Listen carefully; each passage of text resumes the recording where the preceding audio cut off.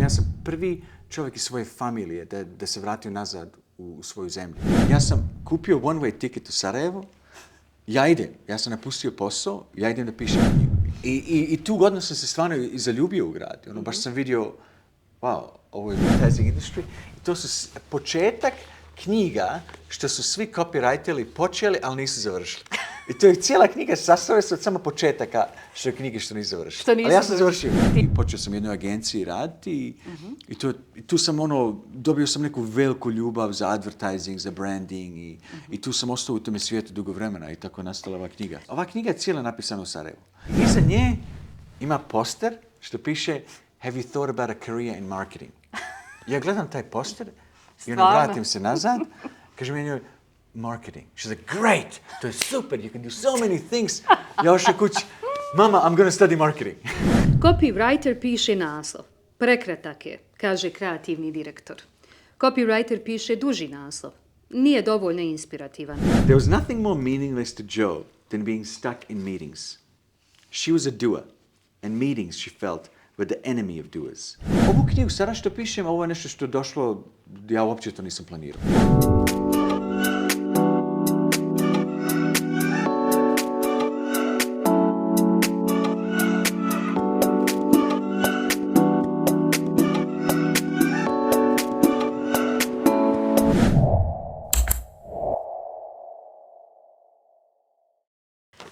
Dobrodošli u Samo bar razgovor. Na početku ću vam se zahvaliti za sve one lajkove, šerove, na prekrasnim porukama koje primamo iz dana u dan. Nastavite tako. Ako ste zaboravili, kliknite ono malo zvonce kako biste bili upoznati kada je to novi intervju pripremljen. A sa mnom u društvu je, kao i uvijek ovdje, zapravo u Samo bar razgovoru, zanimljiv sagovornik. Definitivno neko ko dolazi iz sfere književnosti, ali isto tako i iz marketinga.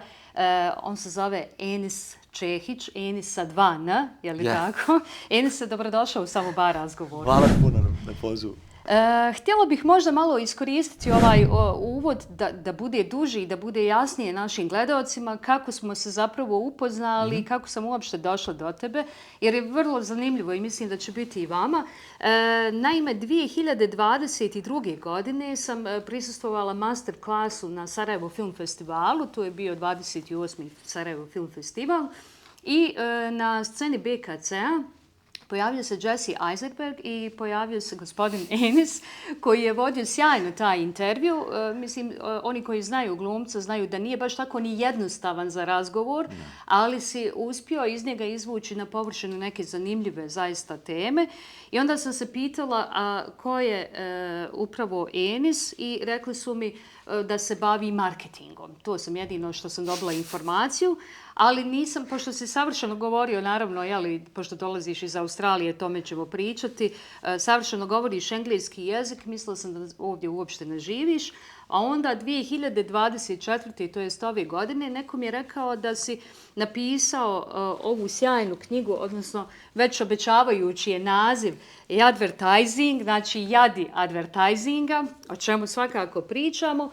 I opet Enis se pojavio na master klasu sa Cord Jeffersonom, tako lagano ušetao na scenu BKC-a, tako jednostavno vodio razgovor i na površinu opet donio neke zanimljive i lijepe priče o Bosni i Hercegovini, eto i sa Cord Jeffersonom o Bosni i Hercegovini. Dakle, Enise, povezao nas je na kraju niko drugi nego Kenul Bektješi koji je bio gost, prvi gost. Jeste, Samo bar razgovora. I eto, tako smo se napokon nakon 2 godine i zvanično upoznali. I evo, tu si da nam kažeš kako si se našao na master klasu i ono što je zanimljivo jeste da ti nikad nisi radio ovakve stvari. Nisam. Kako ti je pošlo za rukom ta lakoća? Ja sam dobio e-mail od Jovana i Armina i on su mene pitali da li možeš doći na sastanak neki. Ja okej. Nisam ništa rekao što se dešava. Ja došao gore u SFF, onaj office, i mi bili u Jovanovom ofisu i on su samo krenuli onaj iPad ovako i pitaju, do you know who this is? Ja it's Jesse Eisenberg. Can you interview him? Ja me? Why me? I think you'd be very good at it. I to je tako počelo. I on su mene onda pitali, znaš dobro pričati engleski, on je isto napisao knjigu. I onda nisam ja to htio da radim iz početka i nisam imao baš tako puno iskustva sa moderacijom, Ali, hajde, možda je bilo nešto interesantno da radim, ipak je čovjek napisao knjigu i onda sam ja njega upoznao možda 2 noći prije, imao sam neko večer za glumce i tu smo se malo upoznali, ja sam sastavio tu veću priču i tako je to nastalo. Izašao tako pred, ne znam, 800 ljudi. 800 ljudi, ja mislim da je bilo oko 800. Pa da, tako, koliko prima. A on je bio, težak je on za intervju, jer je on jako nervozan, ima pun je anxiety. Ali ništa, ja sam šta ću, moram da radim, ne mogu sada izaći. I onda si ponovio opet taj masterclass. I sad onda su mene opet zvali, onda sam 23. godine isto radio. Taj sam ja propustila. Ja, tu sam isto radio jedan intervju sa Scottish film director. A ove godine sam radio Cord Jefferson, što ste isto bilo, to mi je bilo stvarno drago. Ja njegov rad stvarno obožavam. I Alexander Payne. I sa njim sam isto radio intervju. Jeste. Da. Ali Cord Jefferson je bilo... On je bio pun pogodak. On je bio super. A zašto sad da malo kažemo i publici koja nije bila tu? Enis je uspio iz Cord Jeffersona da upravo izvuče neke detalje iz filma koji se ticaju Bosanaca i Hercegovaca, odnosno jedne scene u filmu. I onda smo saznali da Cord Jefferson savršeno dobro poznaje Bosnu i Hercegovinu jer ima prijatelje iz Bosne i Hercegovine. To se desilo možda par noći prije, ja sam opet gledao film. Ja, došao sam na kraju, sad koju su scenu da uzmem za pitanje, i ja vidim baš na tabli, kad su oni svi sjedli, da to je bio neki book award, piše car full of Bosnians. Ja to je istina, zoom in. Ja sam to sad rekao, šta to znači? Ja sam to ostavio baš da bude zadnje pitanje. Auto puno budala, Bosanaca. Ali ja sam njemu isto rekao, imam jedno pitanje o Bosni, ali nemoj mi ništa reći. Aha, okay. I onda sve što se desilo na kraju, ja nisam znao za to. To je odjedanput njegov prijatelji tu, svi Bosanci došli, to neki band, bilo je super. Ja. Tako Enis vodi zapravo masterclassove potpuno ovako jednostavno ušeta. Enise, ja ću samo da iskoristim ovaj uvodni dio, da za one koji te ne znaju iskoristit ću naravno biografiju koja se nalazi na kraju ove knjige o kojoj ćemo govoriti, čisto da znaju ko je Enis Čehić. Enis Čehić je rođen u Bosanskom Novom 1984. godine, to je ona olimpijska godina. Yeah. Piše da je bosansko-australski pisac koji kroz svoj rad istražuje niz tema i ideja, a posebno izmještenost, kreativnost i kapitalizam. 3 ključne teme. Njegova djela uključuje eseje, fikciju i memoare, objavljene su u nekoliko australskih književnih časopisa i publikacija, među kojima su, pa ćeš ti reći da ovo ne čitam sve, autor je New Metonyms fotomonografije, opet o svojoj domovini Bosni i Hercegovini, objavljene u saradnji s fotografom, ne znam da li ću ovo dobro... Shantanom Starrick, 2020. godine. Dobitnik je prestižne nagrade Centra Wheeler Next Chapter u Australiji i rezidencije UNESCO-vog grada književnosti u Ljubljani u Sloveniji. Debitirao je 2022. godine, te ključne godine, upravo sa ovom knjigom Jadvertising ili Sadvertising, zbirkom 50 kratkih priča smještenih u svijet oglašavanja. Enis živi i radi u Sarajevu, u Bosni i Hercegovini. Znači u ovoj maloj jednoj biografiji je satkano je mnogo informacija i ja ću pokušati da o svakoj toj informaciji zapravo da predstavimo tebe. Dakle, ključna je ova 84. godina i vrlo je zanimljivo da si rođen u Bosanskom Novom, a danas živiš u Sarajevu, a negdje između si bio i Njemačkoj i Australiji. Pa hajmo onda redom Bosanski Novi i kako si se našao u nekim drugim zemljama Evrope, pa i van, Evrope. Ja. Dug put. Pa dobro, to je ratna tradicija, ima neku stereotipičnu put. Naravno, bili smo izbjeglice iz Bosanskog Novi Grad.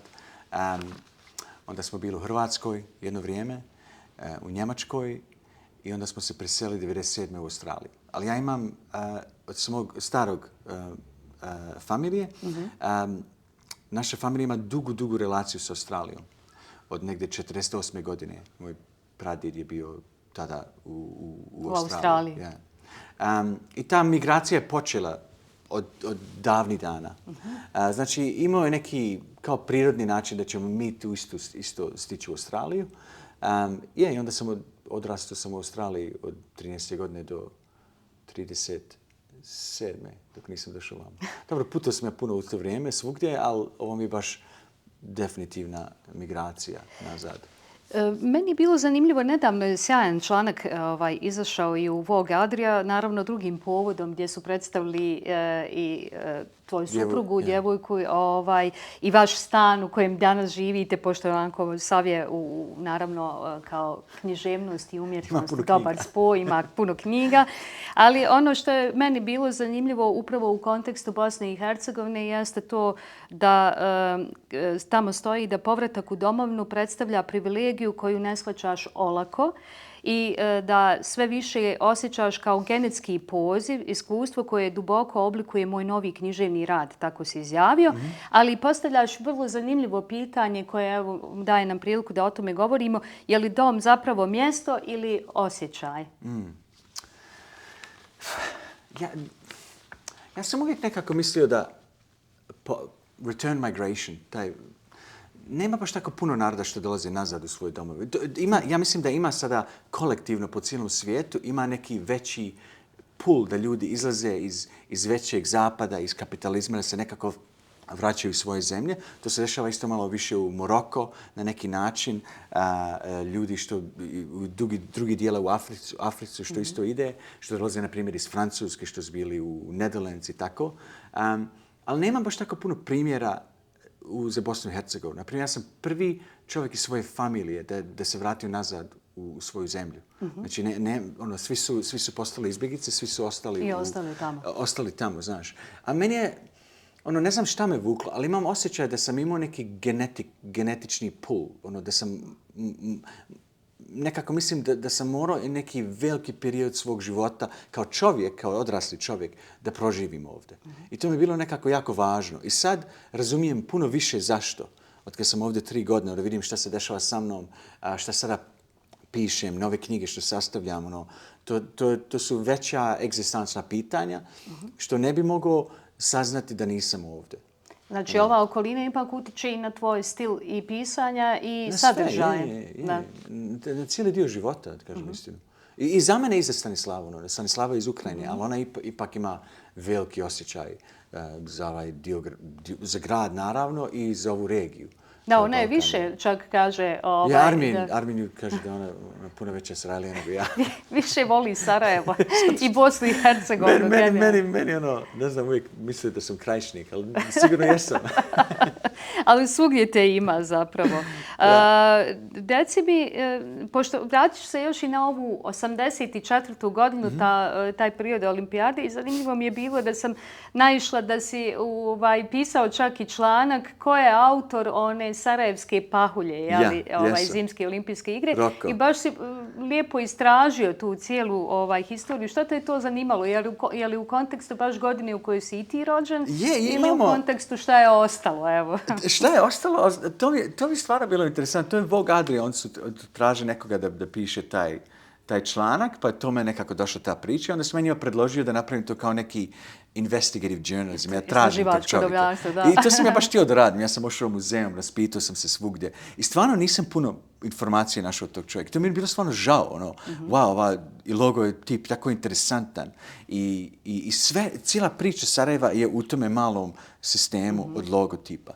I žao mi je bilo na kraju da nisam dobio tu informaciju. Jer kad sam ja to sastavljao, ja sam napisao drugi članak i onda sam dobio taj e-mail od tog čovjeka iz Olimpijskog muzeja. Iz Olimpijskog muzeja i on mi je dao taj mali članak što je izašao možda negdje par godina poslije olimpijade i to je bio kao neki obituary za Roko. Ja sam to onda drugačije totalno sastavio i to je izašlo. A šta mi se sada desilo? Ovo je stvarno interesantno. Možda negdje prije 2 sedmice. Ja mislim da taj članak, da je ta familija našla taj članak. Tvoj članak? Ja, iz Vogue, o Roki. Znaš, i sad mi je familija isto počela slati poruke. Njegova granddaughter, neki prijatelj njegove žene. Svi su mi poslali poruke, hvala što sam pisao, stvarno je bilo lijepo. Pa baš mi je drago. Jer u suštini poslije sam razmišljala da stvarno niko nije napisao članak o tome ko je autor. Ja. I evo ti si tragao zatim i dobio samo informaciju ko je autor, ali nisi znao sve to, pa si onda taj lijepo ispisao put kako si tragao za tom informacijom. To je stvarno zanimljivo isto. Voljela bi da se zadržimo na tom životu po svijetu, koliko te je to zapravo oblikovalo. Jedan period si proveo u Njemačkoj, je li tako? I onda poslije u Australiji. Sad, pošto si odavde si otišao kao dječak sa 6 godina, je li tako? Tako, 7 godina. Tako. Kako je to izgledalo za tebe i kako su te sredine tebe oblikovali u ono što ti danas jesi? Nešto mi je interesantno, u zadnje vrijeme malo više mislim o ovome. Naprimjer, Mainz, gdje sam bio u Njemačkoj, to je grad gdje je Johann Gutenberg napravio printing press. Znači, tu je početak počeo, that's the beginning of books, od štampe, od knjiga. Tada kad sam bio, ja sam bio u tome muzeu puno puta, kao dijete kroz školu, ali nije mi bi taš tako bilo važno. Tek mi poslije, mislio sam, wow, ja sam bio u gradu gdje je počela štampanje knjiga. Gutenbergova galaksija. Ja sam nekako, sad vidim da put pisca ima neke momente smisla, znaš. Odnosno sudbinski su to putevi. Sudbinski, na to mislim. Da ima neke sudbine zašto sam bio tu. I zašto sam ali u Australiji sam dugo vremena, ja obožavam Australiju, to je stvarno divna zemlja, napravljeno je kakav sam čovjek kao danas, znaš. Ali sad nova perioda, znaš, ti si ko zmija, skidaš jedan dio sebe. Ideš zadnji, proslačiš. Šta si studirao u to vrijeme? Kako si se našao u advertisingu? Ja sam studirao baš što sam radio. Ja sam počeo studirati marketing. Nisam ja htio da studiram marketing, ja sam htio da studiram historiju i journalizam. Imaš onaj career counseling, kad si u zadnjem razredu high schoola, i tebe sada učiteljica pita, Enisa, šta si planirao da studiraš? Ja ovoj jednoj ženi rekao historiju i journalizam. I to je njoj nekako bilo krivo, zato što tada bila je velika kriza u journalizmu, puno ljudi izgubili posao. I ona meni pričala, to je stvarno teško, nećeš nikad naći posao. Nevjerovatno. I ona je smislila išto drugo. Ovo je živa istina. I iza nje ima poster što piše Have you thought about a career in marketing? Ja gledam taj poster i vratim se nazad. Kaže mi njoj, marketing. She's like, great, to je super, you can do so many things. Ja ošao kući, mama, I'm going to study marketing. I to je tako počelo. I tako se tu našao. I tako se to našao. I onda zadnja godina marketinga, ja sam imao onaj elective predmet. Ja sam uzeo poeziju. I to je bio jedini predmet što sam imao... Izabrao. Što sam izabrao osim marketinga i što sam dobio najveću ocjenu u to vrijeme. I onda odmah kad sam završio marketing, u to vrijeme ja sam već počeo puno dublje pisati. Ja sam zapisao da studiram kreativno pisanje.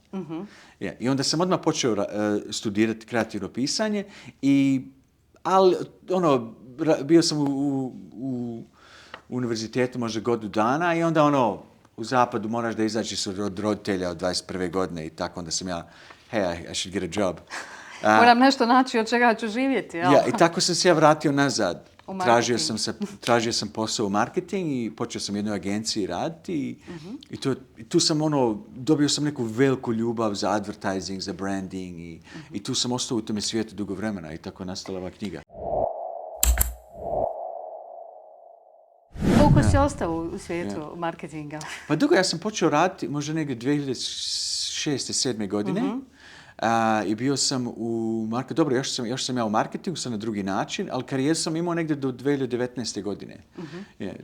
To je prioritet bio marketing, sad je marketing onako usput, kao hobi. Sad je usput, Sad prioritet sam prebacio. Prije mi je bio advertising, htio sam da postanem kreativni direktor, da radim u ovoj agenciji. I postao si? Jesam, na kraju, ali opet, sad mi je prioritet pisanje, Ajde još malo da ostanem u tom marketinškom svijetu. Ja sam kratko bila u marketinškom svijetu kao PR, a ti si bio kao copywriter. Copywriter, ja sam mislila da su ti copywriteri, da je svak specifičan na svoj način, onda sam shvatila da su oni poprilično isti.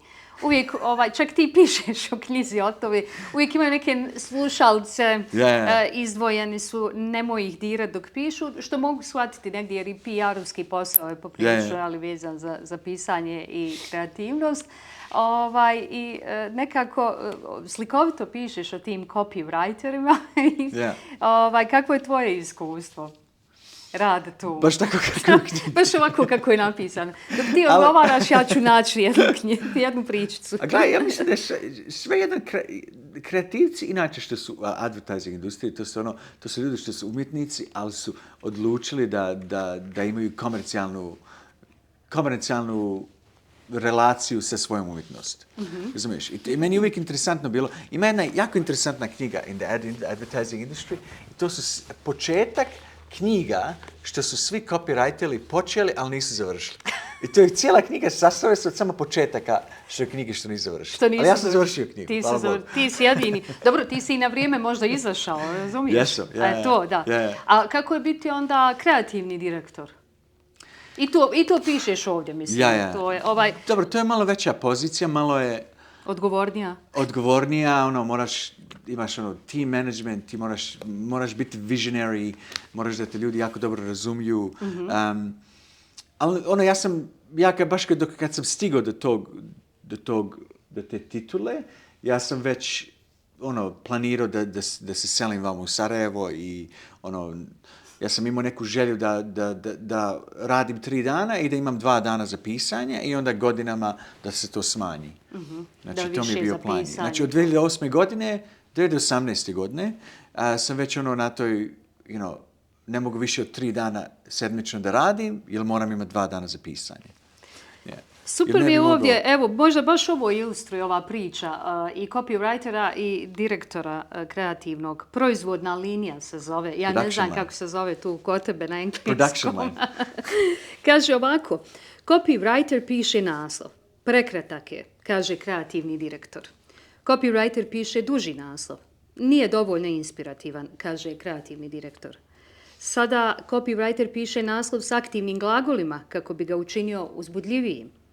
Možda nam treba više naracije, kaže kreativni direktor. Zbunjen, copywriter piše dugi naslov koji priča priču. Je li to prihvatljivo za ovaj brand? Pita kreativni direktor. Copywriter se češe po glavi.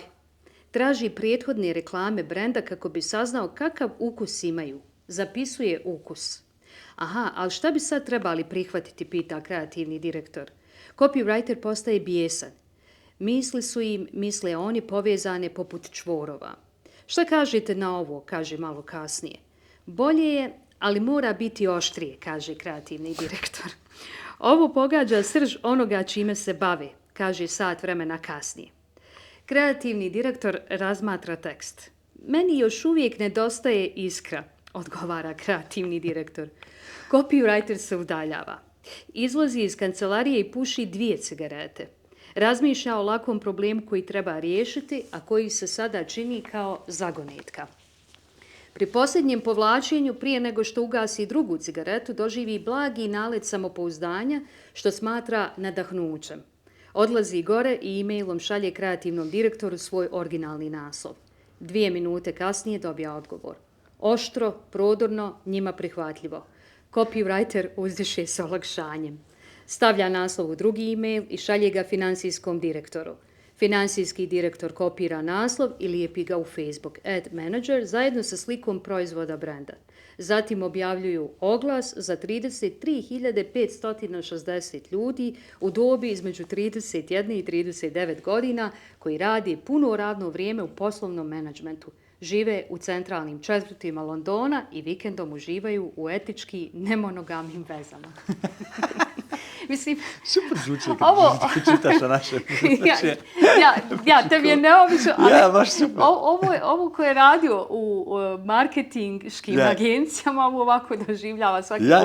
Da li se nasakiraš kad ovako čuješ kako...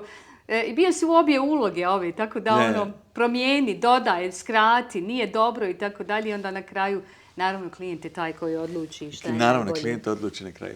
Ali to je proces kreativnosti, to vidiš da je u toj priči isto kaže da je originalna ideja bila najbolja, ali ti se nekako moraš vratiti u taj. I to je naše mišljenje. Ali svaki put je vraćanje na prvi. To je proces kreativnosti, znaš.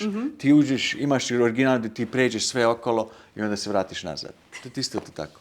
Ja. Znači, dobro, mislim možda sad ovako, da sam te pitala prije nekoliko godina dok si bio u tom, možda bio isfrustrirana Bio bi sigurno pitanjem, isfrustriran. a sada Sad sam malo se malo drugačije, udalio od toga. distancirao si Ja imam se, pa distans. možeš tu. Ja. Ono što mi isto tako zanimljivo jeste da si ovu knjigu pisao ovdje u Sarajevu, ili u rezidenciji u Švicarskoj, nisam sada... Ne, u Šta je u rezidenciji rezidenciji u Švicarskoj? To mi je bilo isto zanimljivo. U rezidenciji Švicarskoj sam pisao novu knjigu. Aha. To je bilo sada u maju. Imao sam u A to rezidenciju... još nije još izašla knjiga, jel?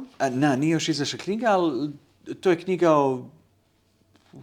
Dobro, možda nisam ready baš da o tome pričam, ali ova knjiga je cijela napisana u Sarajevu. Ja sam dobio tu nagradu u Australiji, dobio sam negdje 15.000 maraka, tako nešto. I onda sam ja taj novac uzeo, kupio se tiket vamo, posudio se stan, našao se stan tamo na Titovoj ulici i nisam izašao iz stana možda negdje 10 mjeseci. Samo se pisao. Baš nisam, ja volim stvarno da izlazim i da upoznam svakoga, ali baš sam se borio da to ne radim, da ne izlazim. Samo sam pisao, nisam nama nigdje išao. Ali morao sam da napišem tu knjigu ovdje. Ja mislim da ponekad isto moraš imati nekako distancu od svoje teme. Moraš da se malo udaljiš od nečega da ga bolje razumiješ. Ipak, ja sam imao nekako, ako odem u Sarajevo, ipak nije totalno kapitalistički konzumerist grad. Konzumeristički, ja.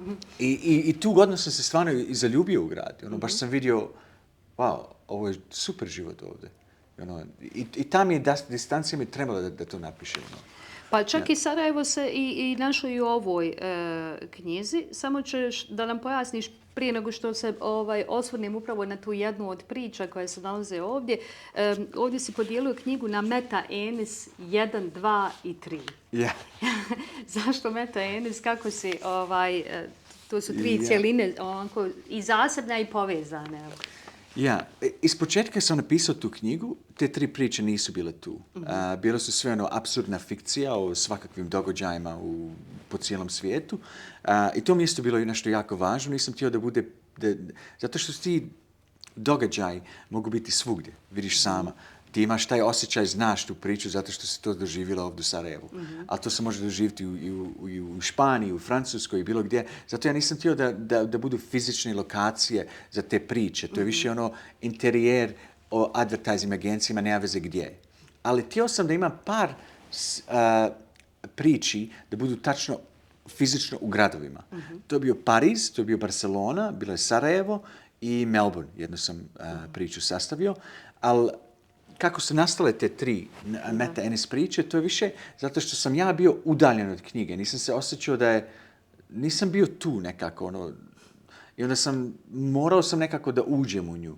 I mene interesuje ta tehnika od metafikcije. It's like, to kad probiješ taj 4. zid, znaš, što ti uđeš u publiku i eksperimentišeš sa glasom, sa tehnikom pisanja. I onda sam ja sebi dao taj veći challenge. Okay? Kako bi ja sada mogao da sastavim 3 priče, što je neki interrogacija mojeg života i da to ubacim u taj ton od te knjige. I tako to sastalo. Prva je priča meta-enis 1, to se dešava u Sarajevu i to je priča o jednoj umjetnici. Jeste. Ina Ahmetović, je li tako? Ja. I to je ja sam joj dao neki prilog, zamislio sam, ona može biti neki veliki umjetnik ili može nastaviti svoju karijeru u advertising. I onda sam samo ta 2 poteza pratio. Šta bi se desilo? Mada, bez obzira što si držiš se tog nekog marketinškog, da kažem, sektora, ovo bi moglo biti primjenjivo u bilo kojoj, recimo, karijeri, evo, mislim, možda i novinara ili kojoj. I zanimljivo je kod ove priče, kad smo je već spomenuli, da se odvija u gradu Sarajevu, da se tiče Ine Ahmetović, gdje ona razmišlja pod A, nastaviti s karijerom u marketingu ili pod B, rizikuje sve za svoju umjetnost. I opcija C ovdje ne postoji. I čini mi se kao da si i ti ovdje u suštini i kroz ovu priču si samog sebe stavio. Jer si i ti tu se negdje, da kažem, vagao si da li da idem u umjetnost, jer umjetnost zahtijeva predan također Je. rad, ili samo marketing i izaći iz marketinga. Ali znaš kako sam još nešto, ovdje sam vidjela na kraju knjige kao komentar o knjizi i osvrt, kaže The Saturday Paper. I advertising će vas nasmijati, natjerati da zastanete, a možda i da date otkaz. Pa možda je baš i ova priča tako negdje gdje bi neko možda mogao da odluči da krene u svrhu umjetnosti. Evo možda da se te priče dotaknemo, zato što ovdje kaže, između ostalog i ti pričaš tu jednu priču, kaže nikad nemoj izabrati sigurnost na uštrb umjetnosti, pogotovo ako tvoja umjetnost proističe iz potrebe. Ja. To nekako primjenjivo na tebe definitivno. Dobro, sviđa mi se kako ste to rekla. Ja mislim da je to velika istina. Možda je isto bila neki dio mog života kad sam tu knjigu pisao. Ili ja sam sebi isto neku odluku radio. Ali ja kako gledam, ako se udaljim od te knjige i ako malo pomislim, ja mislim da je to uvijek bilo nekako the battle između personal i practical creativity. Ne znam kako se kaže personal naš. Lično. Lična kreativnost i praktična kreativnost. Znači, praktična kreativnost je nešto što ti radiš za druge.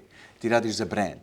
A ova lična, to nema odgovora. Za sebe. To za sebe radiš. Znači, meni nekako cijela knjiga ima ta veća tema iza knjige je o tome. Ta lična i praktična kreativnost. I taj battle što mi imamo u sebi kad dođemo do tog, da li možeš sigurnost, da li treba sigurnost. Ali ponekad moraš tu riziku uhvatiti da prođeš taj. Da se nekako, ne možeš napola raditi. Ja, exactly, ne možeš napola. Moraš sve od sebe ubaciti. Da, i ti si tu isto lijepo sebe ubacio i to mi je super kad kažeš Ini neću pripovijedati i držati predavanje o razlozima zašto ne bi trebala se baviti reklamiranjem. Volim reklamiranje, to je očito, ali znam i šta se desi umjetniku u tom poslu. Ja moram postati uzvišena intervencija za kojom ona traga, smislena koincidencija. Yeah. Dakle, ti se tu pojavljuješ nekako kao da je i podržiš u isto vrijeme. I da joj dajem inspiraciju. I da joj daš inspiraciju, da. I nadam se da, ne znam sada koju odluku uzela u knjige. Pa ja bi iskreno na njenom mjestu izabrala umjetnost.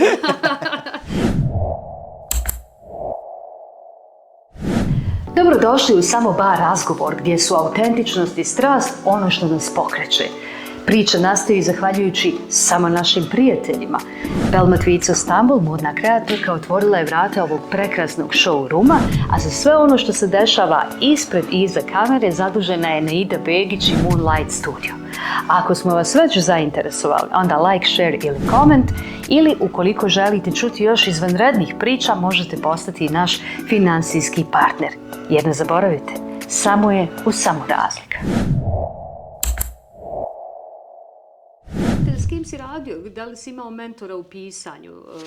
Pričali smo o tome nekad, pa ne bi bilo loše da spomeneš kako si birao mentora možda. Ja tu nagradu kad sam dobio, to je bila jako, to je super nagrada. Totalno mi je promijenila karijeru. Ali to dobiješ novac i dobiješ funds, grant da pišeš, ali dobiješ isto usto kontrakt sa mentorom. I mentor da ti pomože da se ti potrudiš da napišeš knjigu. Jer to iz početka je bilo za 12 mjeseci. Hajde probaj da završiš. I to sam ja baš lično uzeo. Ja sam za 12 mjeseci napisao knjigu. Disciplinovano. Ali ja sam htio jednog čovjeka što se zove Nam Lee. On je jedan Vietnamese Australian pisac što je napisao jednu knjigu, zove se The Boat, Brod. I izašao je na našem isto. On je tu knjigu izbacio negdje 2008. godine i on je genijalan pisac. On je završio u IO Writers Workshop. On je bio jako uspješan kad je izbacio tu knjigu. To je bila svjetska knjiga. On je pobjedio puno nagrada poslije toga, ali je bio i jako privatan čovjek. I on se njega pitali, si mislio da budeš ti njegov mentor? On ja to ne radim, I don't do mentorships. I ja haj molim te, pošaljite mu, makar da se vidim sa njim. I on je prihvatio i mi smo izašli na večeru. To je bilo, ja sam se prepao, ja bio big fan, znaš. I ništa, on mene kaže, gle, tvoje priče imaju potencijala, vidim da je nešto jako interesantno, imaš interesantan glas, ali I mi smo malo popili i onda on malo ozbiljno počeo pisati. I on mi kaže, gledaj, ti možeš napisati, ti možeš dati 60% od sebe, 70% ti ćeš izaći od knjige. A šta kad bi dao 80% od sebe? Šta kad bi dao 90%? I kad bi prešao 100? I kaže, do you want to be a writer? I was like, yeah, I do, hoću. I to je tako bilo. I onda si meni njim rekao, gledaj, ja sam kupio one-way ticket u Sarajevo, ja sam napustio posao, ja idem da pišem knjigu. I on je prihvatio da postane moj mentor. I onda sam ja sa njim kontrakt napravio i napisao sam šta ja hoću od njega, šta očekivam. I onda sam ja pisao pisme, ove priče, njemu pošaljem, onda on to pregleda, daje mi line by line feedback, globalni feedback o toj kolekciji i onda mi pričamo o tome na telefonu oko 2 sata. I to je tako bilo cijele godine. On je meni totalno promijenio mišljenje kako piše. Način pisanja, viziju, jel? Viziju, dobro, ja sam studirao pisanje, ja sam znao sve te fundamentale, ali kad se ti prihvatiš, kad nekoga tako lično učiš i kad stvarno saslušaš čovjeka, i on je bio veliki kritika isto, on je mene gurao, vrijeme sam se prepao, nisam mogao pisati 7 dana, ali borio sam se i tako je, i sad smo stvarno super prijatelji. Da, je li nastane nekada taj period kada ne možeš da pišeš, kada nastane ona blokada čuvena? Kako izaći iz toga? Kako u svom ovom biznisu književnosti biti disciplinovan i raditi? Da, ja sam malo promijenio. Nisam nikad bio pisac što piše svaki dan.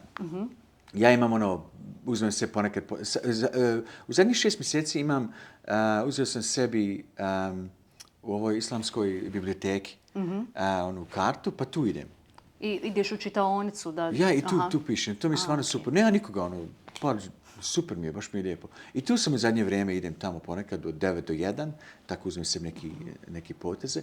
Ali u zadnje vrijeme sam više tražio neki duge rezidencije, malo odužene. I sam od sebe i ovo što sam bio u Švicarskoj, jer sam sada bio u Stolacu 2 sedmice.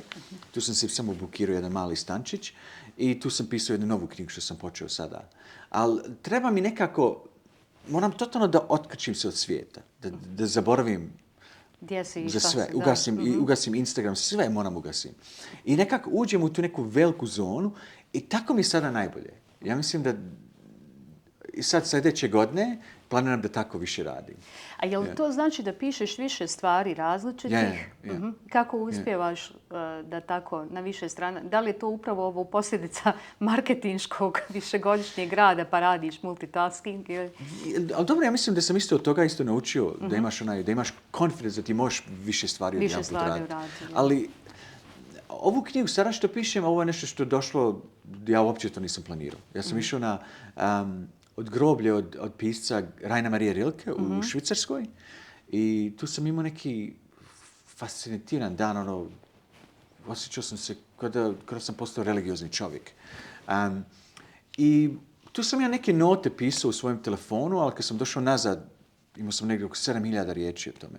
Da sam ja mislio da je to kao neki dnevnik u danu i sad u Stolac sam smatrao da je to totalno drugačija knjiga. I to sam sada počeo pisati. To ti je nekako, neki pisac ide kao neki pilgrimage od Raina Maria Rilke grave i Ne možemo, jel da, ne možemo. Nisam još sastavio sve, ali krenula je i to mi se stvarno sviđa. Jesu li sada teme isto tako dominantno i bosansko-hercegovačke, evo iz ovog je kombinacija, je li Rilke kombinacija ili... Sve ove knjige sada što pišem, ovo što sam napisao u maju isto, to se zove The Village Novel, znači seljački roman, tako nešto. Znači, to je knjiga mom povratku u selo gdje sam proživio svojih prvih 7-8 godina. Jer imao sam nekako osjećaj da sam možda počeo tu knjigu pisati 1992. godine, kad sam izašao. I sad je tek došlo vrijeme, da. Mislim da sam možda kao dijete imao tu viziju. Ne baš lično da sam mislio na knjigu, ali mislio sam na neki dio priče. Išao sam sa Ian Strange, to je u julu bilo zadnje godine. On je umjetnik, on je slikar. ali radi isto sa arhitekturom i on je sada u zadnje vrijeme počeo da slika nešto što više nije tu. On pusti veliki vatromet u zrak i onda slika sa telephoric lens, znači po noći to čita, slika. Da, slika. I to je bio neki veliki događaj i sad ja pišem knjigu o tom cijelom trenutku. To ti je neka historija moja relacija prema mom selu and the creation of this artwork. Yeah. Znači, ipak se tu, i ova knjiga koju smo spomenuli iz tvoje biografije 2020. se ticala Bosne i Hercegovine. To je više, fotografije uz tvoje priče? Yes, fotografije uz priče i poeziju. To je bilo... Ja mislim da je to sve nešto na neki dio teme Nostos. Return migration, taj dio povratak. Jer ipak je to, jako sam se ja vratio u svoju zemlju, to je ipak asimilacija. Znaš, ja ipak moram da... Prošlo je izvesno vrijeme, da. Ja moram da naučim kako da budem Balkanac, Bosanac, znaš. I to, ja mislim da to su velike teme i to je ono... ja kako vidim sad ovaj sav novi rad, da je to u veći dio knjiga. I ova knjiga o Rainer Maria Rilke, to je isto knjiga o religiji, o mojoj relaciji sa Bogom. Ova druga je knjiga sa moje relacije sa mojom prošlost. I sad ima isto jedna treća što je možda sa današnjim danima. Kako se ja osjećam danas u ovoj zemlji. Baš me zanima kako se osjećaš danas ovdje, s obzirom da si mi rekao i to mi je bilo zanimljivo da u Sarajevu imaš sa Stanislavom i ritual odlaska na pijacu Ciglane, da vam je to nekako lijepo vikendom ili već kad odlazite. Pa evo, kad već govorimo o tome, kakva je tvoja relacija sa Sarajevom, Bosnom i Hercegovinom, Balkanom? To mi je nešto najdraže. Zato što ja mislim da je negdje 16 minuta od stana i to je dovoljno za lijepu šetnju. I mi uvijek nekako se budalešimo, se spremimo se, hajde idemo na Ciglane fashion show. To mi je baš drago. Ali obožavam to mjesto, meni je to super. Ja tamo stvarno svašta kupujem. I šta se dešava na toj pijaci pa vam je toliko draga? Pa, zadnji put kad sam bio, to mi je... Ovdje ipak u Bosni sigurno te ljudi znaju, ali they don't say hi, znaš. Ali možda negdje prije mjesec dana, pa što svi oni što prodaje, hej, gdje ste, kako ste? Sad znaju me svi. A shvatila sam da ljudi koji dođu iz inostranstva da ovdje žive, da im mnogo znači taj susret sa ljudima. Da ovdje još uvijek ne moramo zakazivati baš mjesec dana susret na kafi i da ćemo se pozdraviti na ulici, ispričati od stana do, posla i tako dalje. Tako da mislim da je to ono što sve vas, taj društveni zapravo dio. Jel sam pravu? To je nešto stvarno divno ovdje, što ne znaš, totalno te oduševi. Jel ostaješ ovdje? U Sarajevu, u Bosni i Hercegovini ili će to opet biti? Nemam plana da idem nigdje. Znači, ostaješ? Znači, to je ne znam šta se desi, ali nemam za sada, nemam nikakvog plana. I baviš se povremeno još marketingom, jel? Kao freelancer, ja. Radim za neke agencije, za neke klijente, imam jednog klijenta u Austriji sada. Pa ja, super je. I kažeš da je lakše sa tom distancom. Puno lakše. Jel da? Ne bi se vraćao više, jel da, u marketing? Ne vjerujem. Ne vjerujem da bi mogao. Pošto, znaš, kako kažu... Izgubiš vremena za pisanje, Pa da. Umoriš se. Pa umoriš se, normalno. Pošto kažu kad u Čehovljevim dramama se pojavi puška, ona mora i na kraju da opali, a u ovom kontekstu, pošto si ponio svoju knjigu na engleskom jeziku, a ja na bosanskom, šta si odabrao da pročitaš? Koji bi dio, koji je tebi onako zanimljiv? Nisam ništa odabrao, htio sam tebe da pitam. Ali... Hajde, možemo i ovako. Mi smo odabrali, potpuno smo kao, da kažem, ko štreberi, potpuno iste notice koristimo i svake svoju neku priču izabrao. Ali evo, zanima me tvoje. Ja sam mislio možda, production line, to sam volim već, čitati, to si već pročitala. Ili ovi pjesnici, copywriteri. Ja sam mislio meetings. Hajde, 96. predivno. To je kratka priča. Ja sam je zabilježila, jel Ja, baš je vjeruješ to? kratka. Evo, samo da nađem. Jesu sastanci? Sastanci, Ja. sastanci, da. Ajde ti, čitaj, ja ću je naći ovdje. Ovo je jako kratka priča. There was nothing more meaningless to Joe than being stuck in meetings. She was a doer, and meetings, she felt, were the enemy of doers. She hated the idea of sitting in a room with her colleagues, discussing how to solve this and that, planning ahead, going over things again and again until the very idea of their idea had boiled into something so generic it had no value whatsoever. One day, Joe calculated that out of the 50 hours she spent at the agency each week, she spent about 15 of them in meaningless meetings. This realization outraged her. There must be something she could do about it. A side project, perhaps. Anything, really. Then it came to her. Over the next 12 months, she would write a book called The Meaninglessness of Meetings. And the challenge she gave herself was to write it while she was in meaningless meetings. 3 years later, Penguin Random House published the book to critical acclaim. The Meaninglessness of Meetings became the Bible of New Age work ethics, and the advertising industry took note. They cut 40% of meetings and diverted the time saved to creativity. Kako prelijepo zvuči na engleskom. A evo kako zvuči na bosanskom. Ja. Sastanci. Za Joe nije postojalo ništa besmislenije od zaglavljivanja na sastancima. Bila je osoba od akcije, a sastanci su, kako je smatrala, neprijatelj osoba od akcije. Ježila se od pomisli da sjedi u prostoriji s kolegama i raspravlja kako riješiti ovo i ono. Planirati unaprijed. Prolaziti kroz cijelu priču, stalno i iznova, sve dok se sama ideja njihove ideje ne pretvori u nešto toliko uopšteno da izgubi svaku vrijednost. Joe je jednog dana izračunala da je od 50 sati koje je sedmično provodila u agenciji, njih 15 provodila na besmislenim sastancima. Ta spoznaju je razbjesnila. Mora postojati nešto što bi mogla učiniti u vezi s tim. Možda se posvetiti nekom sporednom projektu, zapravo bilo čemu. A onda joj je sinulo. U toku narednih 12 mjeseci napisat će knjigu pod nazivom Besmisao sastanaka. A izazov koji je sebi zadala bio je da napiše dok prisustvuje besmislenim sastancima. 3 godine kasnije, Bajbuk je objavio knjigu uz pohvale kritike. Besmisao sastanaka postala je Biblija radne etike novog doba, a reklamna industrija je to primijetila. Ukinula je 40% sastanaka i ušteđeno vrijeme posvetila kreativnosti.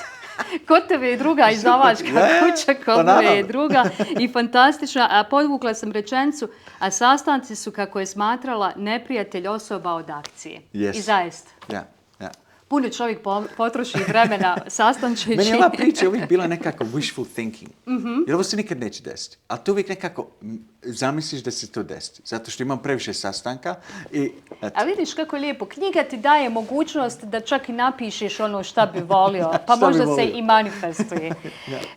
Inse, došli smo do kraja razgovora. Ja vjerujem da ti je bilo ugodno kao i meni.